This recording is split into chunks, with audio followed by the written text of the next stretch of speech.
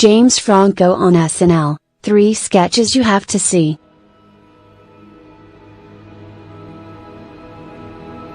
This season of Saturday Night Live has been far from a disaster, but could the star of the disaster artist save what's been an inconsistent season thus far?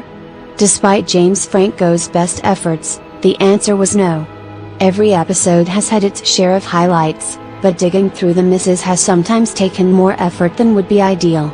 There's always something that works, but the show is still trying to pair this writing staff with this cast in a way that consistently highlights the strengths of both.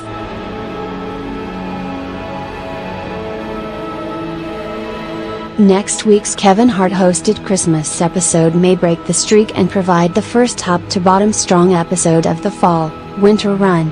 In the meantime, let's ignore the coal and focus on the gifts that SNL gave us this week.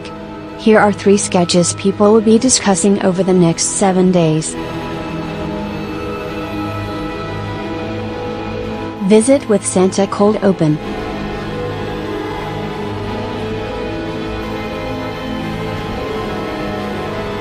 Cold opens haven't exactly been the show's strong suit this season. Those involving Alec Baldwin's Donald Trump have often seen initially loud audience reactions turn into muted laughs within seconds. Rather than look at the epicenter of 2017 storm, this cold open pulls back to see how the current political landscape is affecting the next generation of voters. Shifting that perspective yielded the best opening sketch of the season.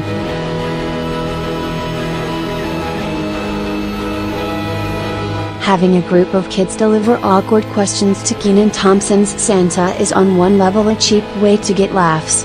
On the other hand, many kids are asking similar questions every day. Like the Trump sketches, there's little exaggeration here, but the presentation of this truth hits a lot closer to home. It's one thing to talking heads to discuss present-day issues without any clear sense of how to solve them.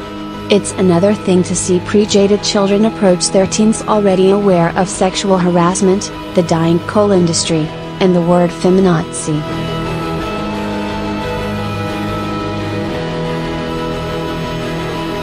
Kate McKinnon, who often serves as the in-show voice of compassion, tells the final child that things won't always be this bad. But the sketch suggests there's a lot of damage to undo to ensure things don't get worse by the time these kids reach the voting age. Trap.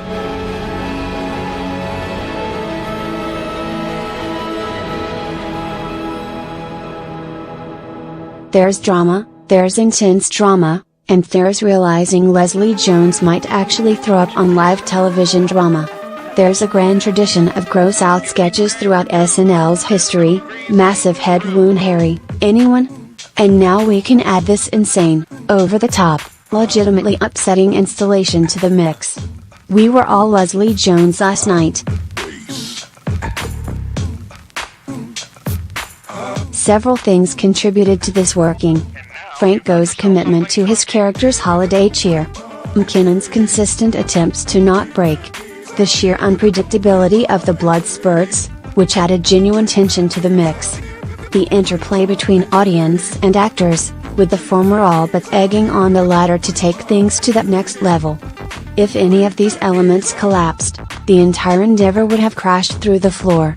Instead, everything managed to tightrope walk its way to the end, leaving comedic carnage in its wake.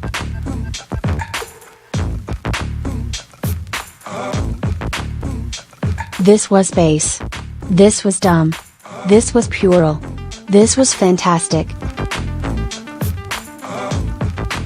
Spelling bee.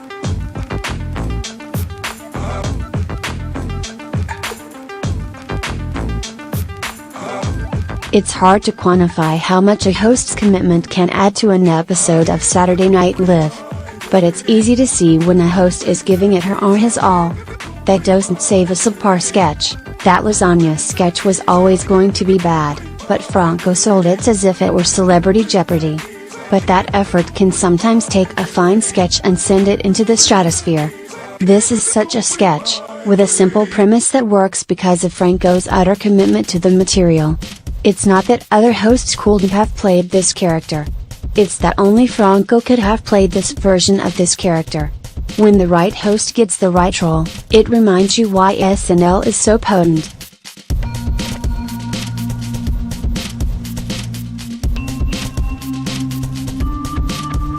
The key to what makes this sketch scene? Diction.